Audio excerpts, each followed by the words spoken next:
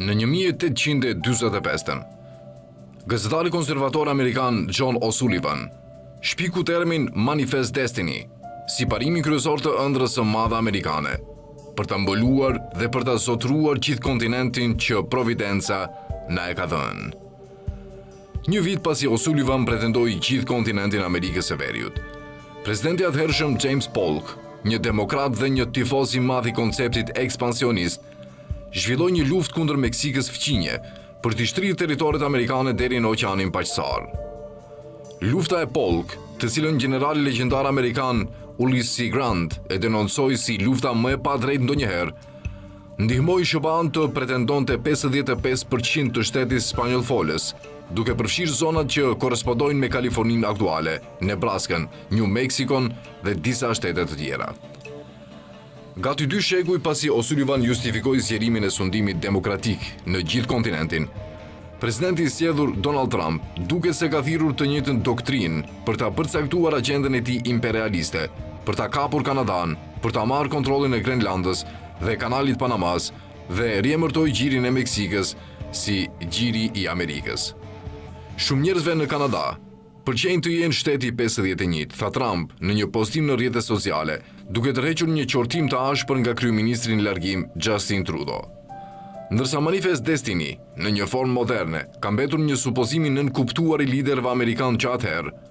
Donald Trump e mishëron atë si një manifestim modern, më mirë se çdo president që nga Teddy Roosevelt mbi 100 vjet më parë, thot William Earl Weeks, profesor i historisë në Universitetin Shtetëror të San Diegos dhe autori disa librave, duke përfshirë ndërtimin e perandorisë kontinentale, zgjerimi amerikan nga revolucioni deri në luftën civile. Trump duket se e kupton intuitivisht se për ta bërë Amerikën sërish të madhe, kërkon që kombi të kthehet në rrënjët e tij ekspansioniste, si për arsye strategjike, ashtu edhe për arsye ideologjike, tha Weeks për Tëre të World. Sipas tij, Manifest Destiny parashikon SBA-n si një komb të caktuar nga Zoti në një mision hyjnor universal për të sjellë liri dhe qeverisje përfaqësuese, jo vetëm në hemisferën perëndimore, por në gjithë botën. Adam Dahl, profesor i shkencave politike në Universitetin e Massachusettsit, është dakord me këtë. Ideja e Manifest Destiny është mjaft komplekse dhe ka shumë pjesë lëvizëse, por thelbi i idesë është se SBA-ja ka të drejtën hyjnore për të zgjeruar në gjithë kontinentin Amerikës së Veriut nga Atlantiku në Paqësor, tha Dahl për Tëre të World.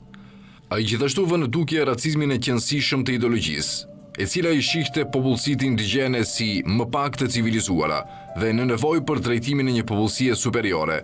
gjë që çoi në një humbje marramendëse të jetëve amerikane vendase dhe një zhvendosje të madhe gjatë marshimit të saj nga lindja në Perëndim.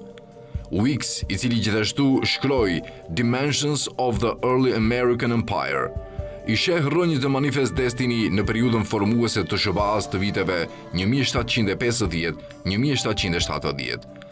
Pasi 13 koloni origjinale amerikane fituan pavarësinë nga sundimi kolonial britanik përmes një sër betejash në fund shekullit 18,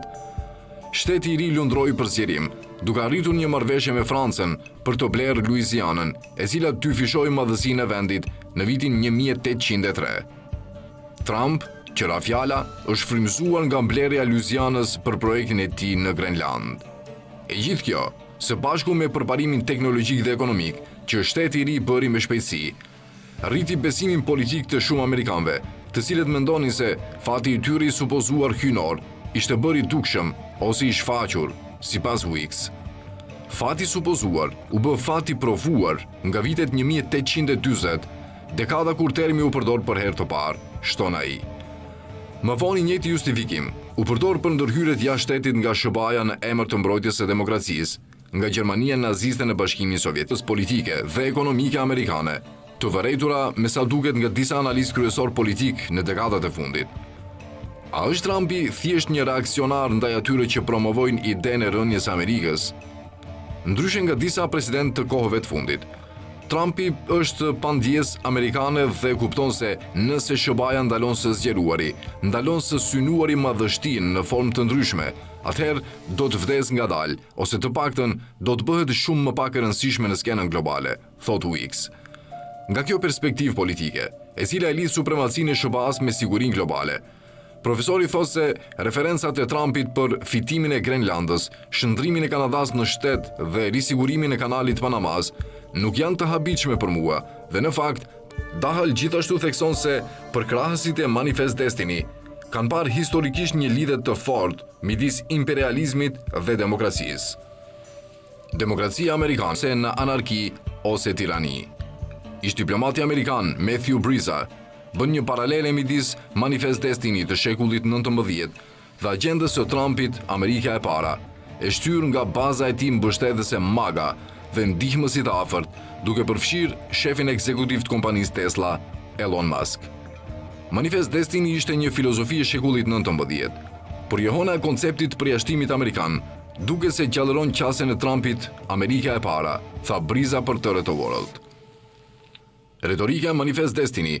është e dukshme në botën e ambicieve të Muskut për fluturimin në hapësirë, thot Dahl, duke tërhequr vëmendjen për faktin se njeriu më i pasur në botë është një burim frymëzimi për fatin i qartë kozmik të qenieve njerëzore, për qenë një specie shumë planetare. Kjo gjuhë është gjithashtu e qartë në mënyrën se si zyrtarët amerikanë barazojnë kolonizimin e hapësirës me zgjerimin e SBA-s drejt perëndimit, ose flasin për hapësirën si kufirin përfundimtar, varen politologu. Wilson ishte një nga presidentët që ju referua drejt për drejt termit Manifest Destiny, thot Dahl, duke shtuar, është e vështirë ta ndash idenë e Manifest Destiny nga çdo fazë bërjes së politikës së jashtme të SBA-s në shekujt 19 dhe 20.